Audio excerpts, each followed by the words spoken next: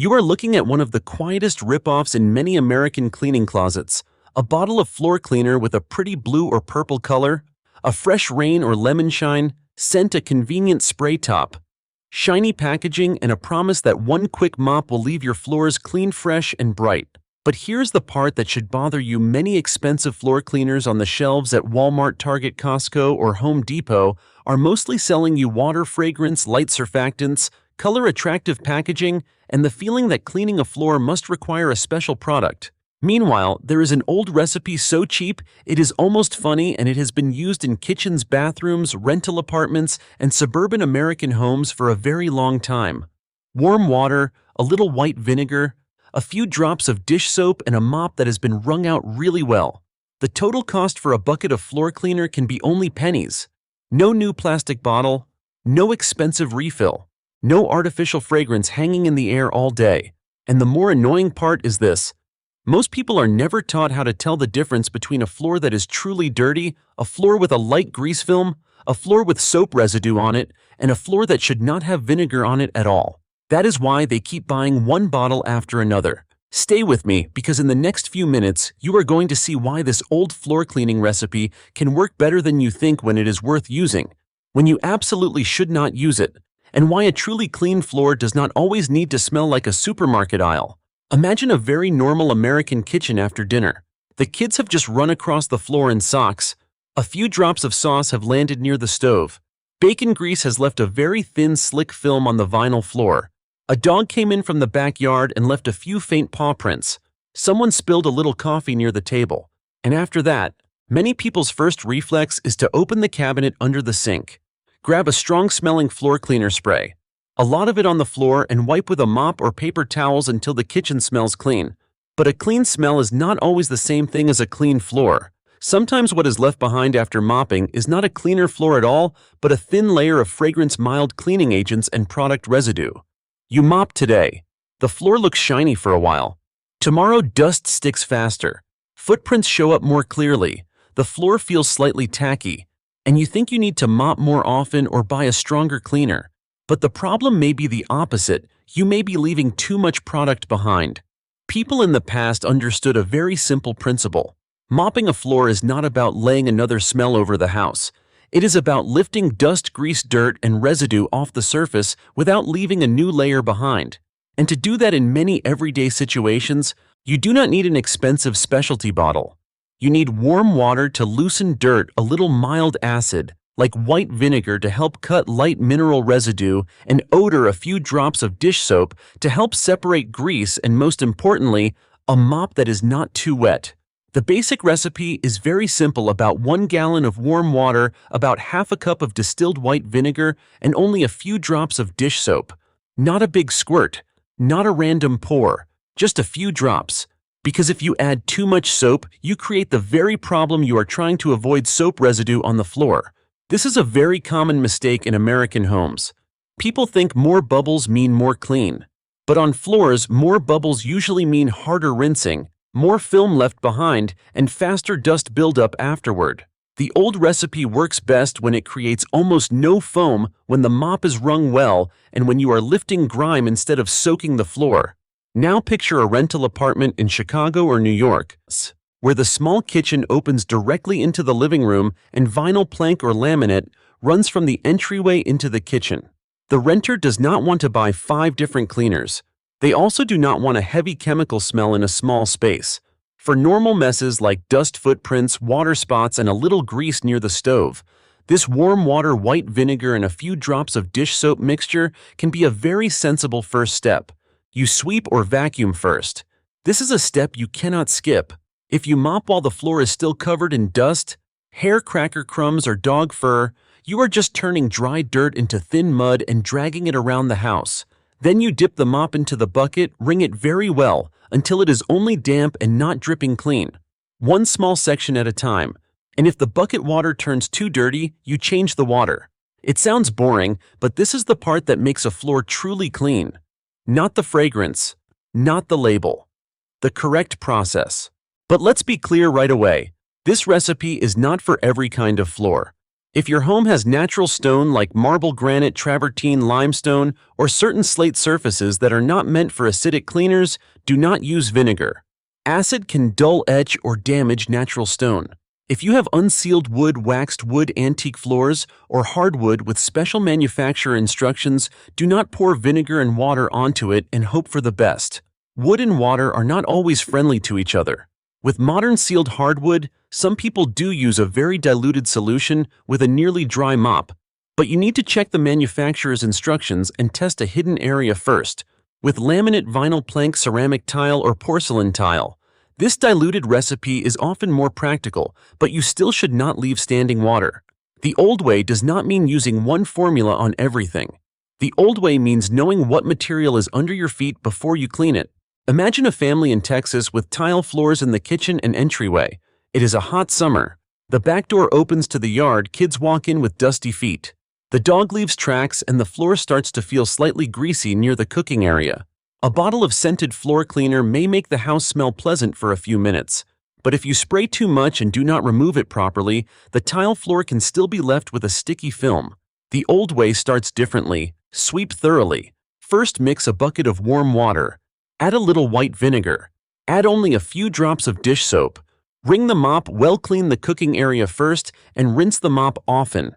If the floor is very dirty, change the water halfway through.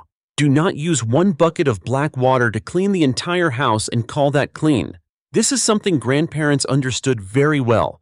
Dirty water cannot make a floor clean. A cheap recipe only works well when you use it with observation. In a suburban house in Ohio or Pennsylvania where the living room has engineered wood or laminate flooring, the issue is different. People want the floor to look bright, but they do not want to damage the finish. With this kind of floor, the biggest mistake usually is not a lack of cleaner. The biggest mistake is too much water. A mop that is too wet can leave water in the seams, cause the edges of planks to swell, create streaks, or wear the surface down faster. If you use the old recipe on water-sensitive surfaces, remember the rule, damp not wet. Clean a small area at a time. Do not leave puddles. Do not pour the solution directly onto the floor. Do not use a steam mop if the manufacturer does not recommend it, and always test a hidden corner first. A cheap trick is not worth damaging a floor that costs thousands of dollars. This is why this script does not say use it on every floor. There is no floor cleaning recipe that is safe for every surface. Videos that say otherwise are often selling you fake simplicity. American floors today are very mixed: waterproof vinyl plank, cheap laminate in apartments, ceramic tile in kitchens, sealed hardwood in living rooms, stone tile in bathrooms, older waxed floors in long-time homes, garage concrete, basement floors, and rental flooring of uncertain quality. A good old recipe is not a recipe you use blindly. It is a recipe you understand, adjust, and know when to stop using. With ceramic tile or porcelain tile, warm water, diluted vinegar, and a little dish soap can handle dust footprints, light residue, and kitchen grease very well, but you still need to pay attention to grout. Grout that has been dirty for years will not be rescued by one light mopping. If the grout is unsealed, it can absorb dirt. If you use too much soap, soap can stay in the grout. If you use too much acid too often, you may weaken grout over time. So use it moderately. Mop again with clean water if the floor still feels filmy. And do not expect one cheap bucket to undo 10 years of no deep cleaning. For vinyl plank floors, this diluted recipe can be very useful in rental apartments and homes with young children because it is cheap, light-smelling, and uncomplicated. But you still must avoid flooding the floor. With laminate, you need to be even more careful. With sealed hardwood, be extremely restrained and give priority to the manufacturer's instructions. With stone, avoid vinegar. With waxed floors, avoid vinegar because it can affect the wax. If the floor is muddy, sweep and do a first pass before mopping properly. Do not turn your bucket into mud water. If the floor has heavy grease, you may need 2 passes. One pass with the light solution and one pass with plain clean water to remove everything left behind. This is a much more realistic way to clean than spraying a scented product on everything. Now let's talk about the exact recipe. For suitable surfaces like tile, vinyl, or some sealed surfaces that tolerate a diluted solution, start with 1 gallon of warm water.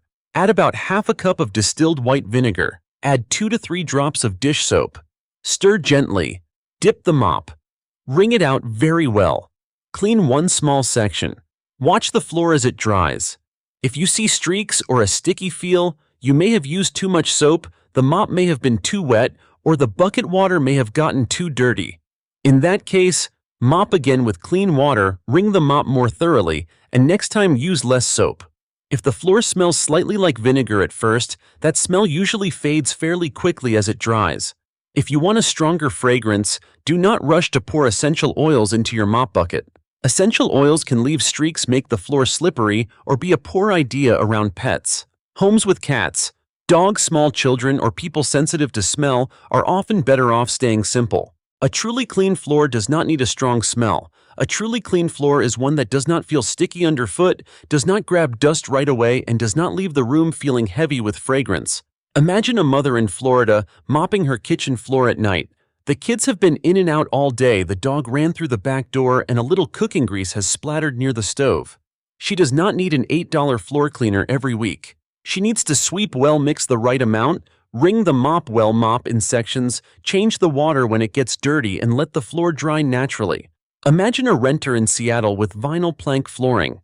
The space is small, they do not want a strong chemical smell, and they just want to remove footprints and fine dust after a week of work. This gentle recipe is enough for most ordinary weekly mopping. Imagine a person in an older New England home with sealed hardwood. That person should not hear one video and pour vinegar over the entire floor. They should check the manufacturer's instructions, test a hidden corner, use a nearly dry mop, or choose a wood-appropriate cleaner if needed. That is the difference between old knowledge and a reckless hack. Old knowledge has limits. It does not pretend one recipe fixes everything. It helps you understand your floor. And once you understand that, you buy less, clean better, and stop letting the cleaning aisle make the decision for you. Now let's look at the money. One bottle of floor cleaner does not bankrupt anyone. One box of mop pads does not destroy a household budget either, but habits are what cost money. Cleaner for tile, cleaner for wood, cleaner for laminate, spray mop refill, disposable pads, scent booster for the house, one bottle for the kitchen, one for the bathroom, one for pet messes, one multi-surface, one shine. Every time you go to Target planning to buy paper towels, you end up adding another floor cleaner bottle because it has a new scent or a label that says streak-free. But if your floor only needs dust-like grease and footprints removed, then a bucket of warm water, a little white vinegar, a few drops of dish soap, and a clean mop can do the job well enough for very little money. You do not need to buy an escape route for every household problem. You need to understand what the problem actually is. If the floor still feels sticky after mopping, it may not be because you do not have enough cleaner. It may be because you use too much cleaner. If the floor has streaks, the mop may have been too wet, or the water may have been too dirty. If the floor attracts dust quickly, there may still be soap film left behind. If the house smells odd after mopping the carpet, trash can, pet bed, or dirty mop, may be the real source of the odor. Yes, even the mop itself can be the problem. A damp, smelly mop left in a dark closet after mopping can make the next cleaning worse. The old way always looks at the whole system: the floor, the water, the mop, the bucket, the material, the source of the dirt, and the drying process. After mopping, rinse or wash the mop well, wring it out and let it dry in an airy place. Do not leave a wet mop sitting in the bucket. Do not use dirty floor water for a different room. Do not assume a fragrant bucket means a clean mop.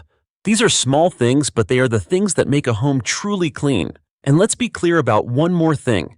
This recipe is not a hospital disinfectant.